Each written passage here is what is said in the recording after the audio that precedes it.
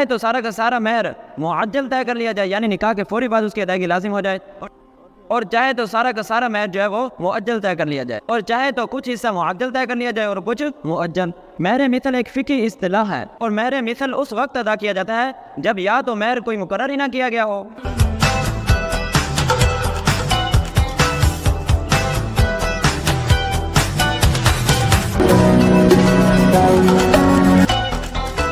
अस्सलाम वालेकुम नाज़रीन, मैं हूँ शमशीर अहमद SJ ऑफिशियल की तरफ से शादी आसान और पुरअमन पाकिस्तान के मुबारक सिलसिले में और मशहूर सिलसिले में आपको खुश आमदीद कहता हूँ। नाज़रीन किराम, पाकिस्तान के बहुत से इलाकों में, बहुत से हलकों में और बहुत सी बरादरियों में ये जो हक महर है इसकी कोई अहमियत ही नहीं है।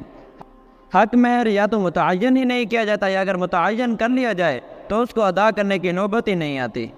हक महर को सिर्फ एक रस्म समझा जाता है और उसको अदा करना कोई इतना ज़रूरी नहीं समझा जाता, इसलिए उसकी तरफ तवज्जो ही नहीं देते। इसकी जो सबसे बड़ी वजह है वो हमें दीन का इल्म सही तरीके से ना होना है। तो आज हम हक महर की तारीफ़, उसकी अहमियत और उसकी जो अक़साम है उसके बारे में पढ़ेंगे। तो आज हम हक महर की तारीफ़, उसकी अहमियत और उसकी अक़साम के बारे में बात करेंगे।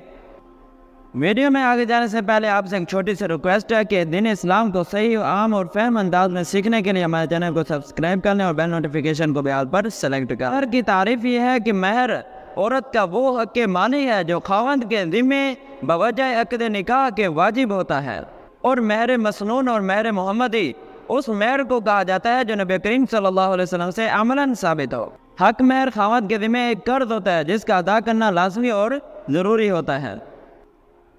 अब बात करते हैं महर की किस्मों के बारे में।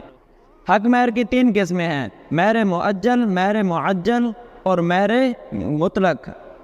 महर मुअज्जल आइन के साथ, इससे मुराद वो महर होता है जो निकाह के फौरी बाद वाजिब हो जाता है और बीवी को निकाह के फौरी बाद मुतालबे का पूरा हक हासिल होता है। जबकि मुअज्जल हमज़ा के साथ, इससे मुराद वो महर होता है जिसकी अदायगी निकाह के फौरी बाद वाजिब ना हो, बल्कि इसके लिए कोई ख़ास मियाद मुकर्रर की गई हो या इसको बीवी के मुतालबे पर मौकूफ़ रखा गया हो। अगर कोई ख़ास मियाद मुकर्रर की गई हो तो बीवी को उस मुकर्ररा मुद्दत के आने से पहले मुतालबे का कोई हक हासिल नहीं होता, और अगर बीवी के मुतालबे पर मौकूफ़ रखा गया हो तो बीवी जब भी मुतालबा करेगी तो उस वक्त से शोहर के ज़िम्मे ये लाजिम हो जाएगा। लेकिन अगर महर मुअज्जल के लिए ना तो कोई ख़ास मियाद मुकर्रर की गई हो और ना ही उसको बीवी के मुतालबे पर मौकूफ़ रखा गया हो तो उसकी अदायगी उस वक्त लाजिम आएगी जब मौत या तलाक की वजह से फुरकत हो जाएगी। महर का मुअज्जल या मुअज्जल तय करना ये ज़ौजैन की आपस की रज़ामंदी से होता है।